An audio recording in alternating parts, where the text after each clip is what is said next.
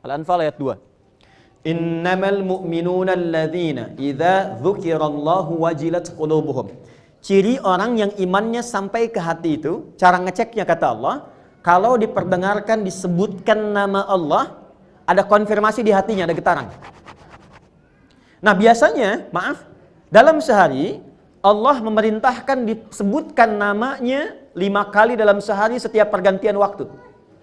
Subuh, ke siang zuhur, ke sore asar, ke maghrib, ke isya. Diperintahkan, diperdengarkan pada semua manusia yang masih punya telinga. Telinga dalam bahasa Arab disebut udhun, jamaknya disebut adzan. Karena itu lafaz pertama saat adzan dikumandangkan kalimatnya apa? Allah. Allahu Akbar, Allahu Akbar. Pernah nggak merasakan begini? Allahu Akbar, Allahu Akbar. Begitu mendengar kalimat itu ada getaran di hati kita, sudah adzan. Nah itu konfirmasi iman sudah sampai ke hati. Dan itu nggak mungkin bisa dirasakan kecuali oleh orang yang sudah punya iman. Kalau nggak ada imannya nggak akan punya getaran yang sama begitu, nggak ada. Kan beda kan? Ada getaran cinta, getaran iman, getaran kalau ada polisi depan kita melanggar lalu lintas itu kan? Lain. Getarannya lain. Allahu Akbar, Allahu Akbar. Kencang banget suara apaan sih ini? Beda. Nah, iman standar, lagi-lagi standar nih. Iman standar itu konfirmasinya begitu diucapkan langsung ada getaran. Itu standar iman. Allahu Akbar, Allahu Akbar. Subuh misalnya jam 4:06. 4:06. Allahu Akbar, Allahu Akbar. Ada getaran, cepat bangun, sudah adzan. Nah itu menunjukkan imannya standar.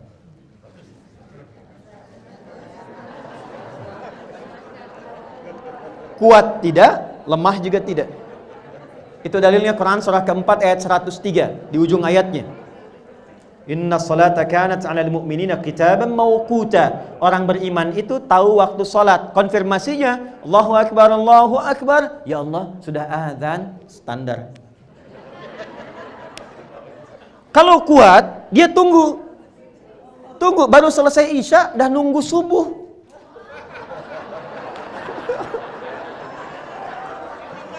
Bukan nggak tidur. Dia tahu waktu subuh 4:06, dia pengen bangun jam 3. Dia mau siap-siap sebelum dipanggil. Itu menandakan imannya sedang kuat, tinggi.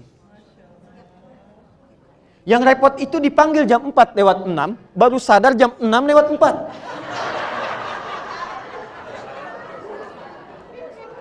Tapi kalau masih ingat sholat, masih ada konfirmasi iman. Yang bahaya itu begini, mengaku beriman, mengaku muslim, di KTP-nya Islam, tapi nggak ada getaran di jiwanya. Allahu Akbar, netral aja, sholat tidak dikerjakan. Puasa dilewati. Nah ini yang dimaksudkan iman bermasalah. Qalbun mayyit. Nah saya mau ke sini, saya teruskan lagi. Syarat pertama, Bapak Ibu sekalian, untuk mendapatkan surga Firdaus itu harus dikonfirmasi keberadaan iman dalam diri kita. Nah, ini masing-masing yang bisa menilai diri masing-masing. Jadi kalau kita merasa ingin memasuki surga Firdaus, mulai sekarang konfirmasikan kekuatan iman itu melekat dalam hati kita. Yang tahu cuma kita sendiri. Apakah imannya kuat, standar, atau di bawah standar. Allahu Akbar, Allahu Akbar. Bahkan sekarang udah ada yang lihat jam. Jam berapa asar? Lihat. Sudah ada yang menyiapkan maghrib, menyiapkan isya. Berbahagialah. Pokoknya sepanjang ada getaran dalam jiwa kita yang mengonfirmasi keagungan Allah, maka disitulah kita masuk dalam level golongan apa? Mu'minun. Qad aflahal mu'minun. Kuncinya sudah ada. Nah sekarang cara melatihnya bagaimana? Supaya iman itu semakin kuat, dijaga sampai dengan meninggal. Karena kalau nggak dilatih sinyalnya redup, Bu, Pak. Kalau nggak dilatih sinyalnya redup. Kayak Anda punya handphone, kalau sudah baterainya lemah kan harus dicas kan? Kalau mau dicas kan biasanya pakai kabel kan? Ada adaptornya disambungkan kan? Kabel itu bahasa Arabnya habel. Disambungkan ada energi lagi masuk dalam diri kita, masuk dalam handphone. Baterainya kuat lagi. Nah, harus ada tali yang menyambungkan kita dengan Allah. Hablum minallah.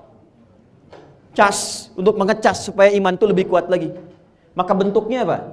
Perhatikan kalimatnya baik-baik. Qad aflahal mu'minun alladzina hum fi salatihim khasyun. Amalannya 1. Ini netral, Anda mau jadi apapun, mau jadi notaris, mau jadi pejabat yang lain dan sebagainya, pokoknya kalau ini dikerjakan, jaminannya firdaus, bukan sekedar jannah. Salat. Perhatikan, salatnya khusyuk.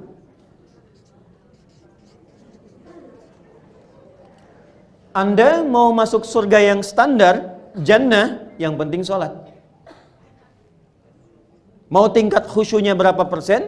Yang penting saya sholat. Tapi ketika level Anda ingin dinaikkan, saya pengen firdaus, kata Allah konfirmasikan, alladzina hum fi sholatihim khashi'un. Maka calon penghuni surga firdaus itu tidak akan dia menunaikan sholat kecuali berusaha menunaikan dengan khusyuk semampu yang bisa dia lakukan. Itu beda rasanya. Nanti kita akan detilkan ini.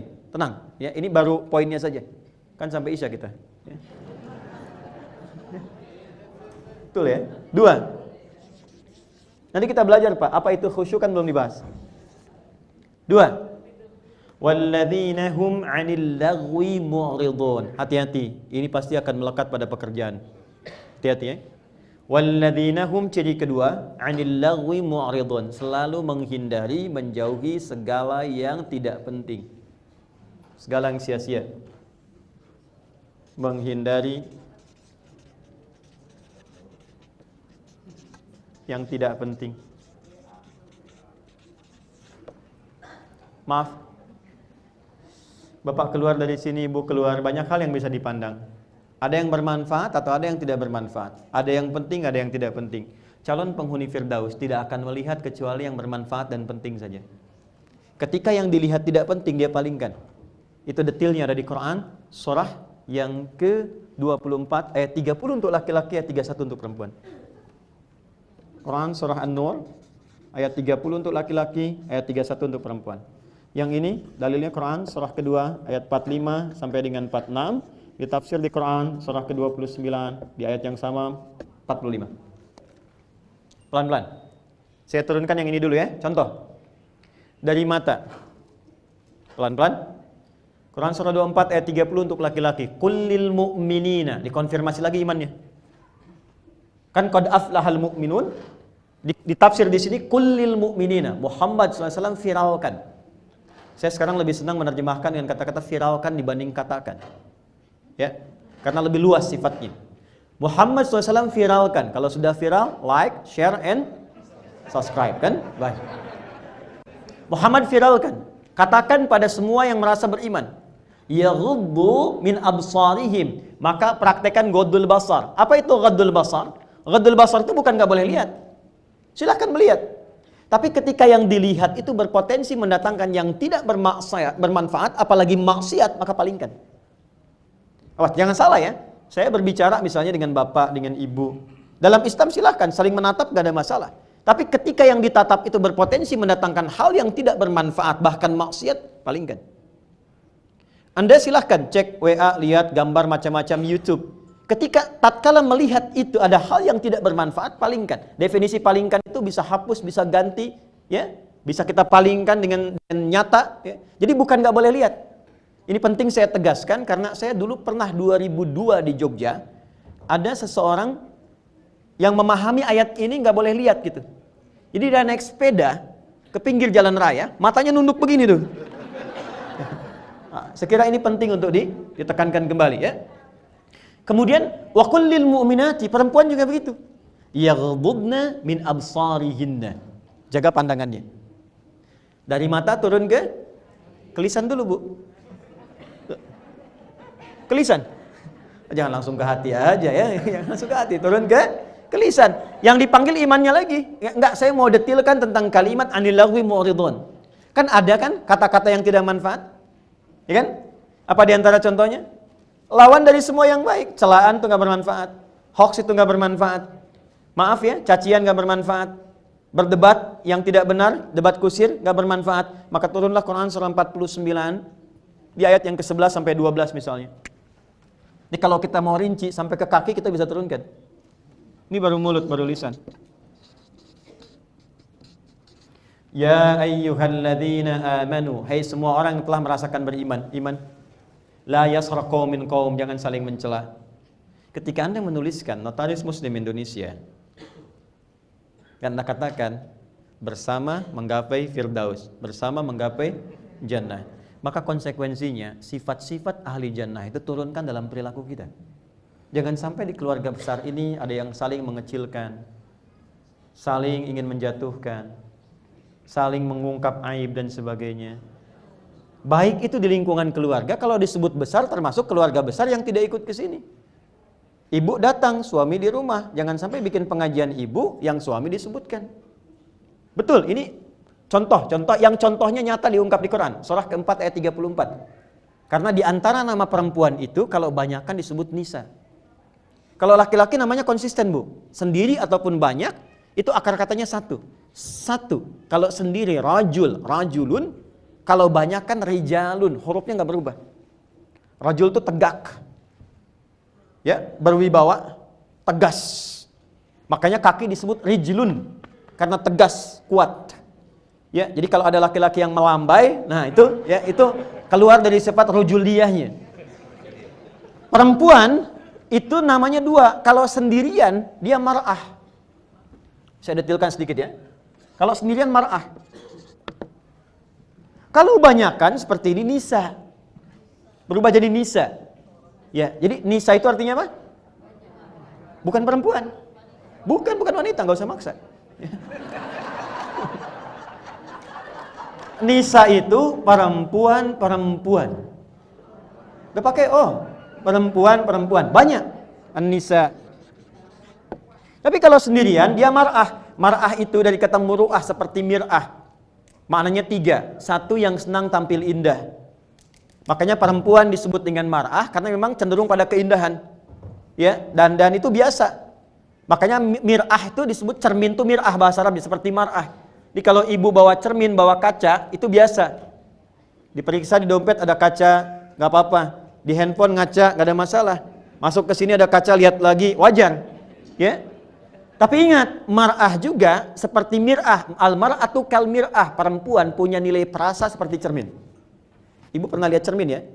Kalau cermin itu dilempar sampai pecah, bisa nggak disusun kembali? Jangan salah, bisa disusun kembali, tapi tak mampu memantulkan bayangan yang sempurna.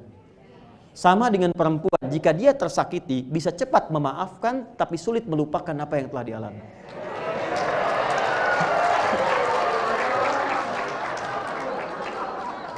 Enggak, ini saya serius, ini bahasa Quran. Jadi kalau Anda punya persoalan dengan istri sekarang, rekening listrik 20 tahun yang lalu, ikut lagi. Itu malah. Tapi ketika dia bersama, namanya berubah dari mar'ah menjadi nisa. Nisa itu apa? Dari kata nasa, senang mengungkapkan apa yang dirasakan. Saya nggak bilang curhat ya, cuman suka mengungkapkan apa yang dirasakan. Persoalannya kata Quran, ya, Quran surah keempat ayat 34, "Fas-salihatu qanitatun hafidhatul lil ghaibi bima hafizallah." Kadang-kadang ketemu dengan temannya yang dicurhatkan hal yang tidak seharusnya keluar dari mata turun ke lisan. Ibu kumpul, "Teteh apa kabar?" "Baik, alhamdulillah." "Gimana pekerjaan?" "Semua lancar." "Keluarga?" "Alhamdulillah sehat." "Suami bagaimana?" Di situ masalahnya.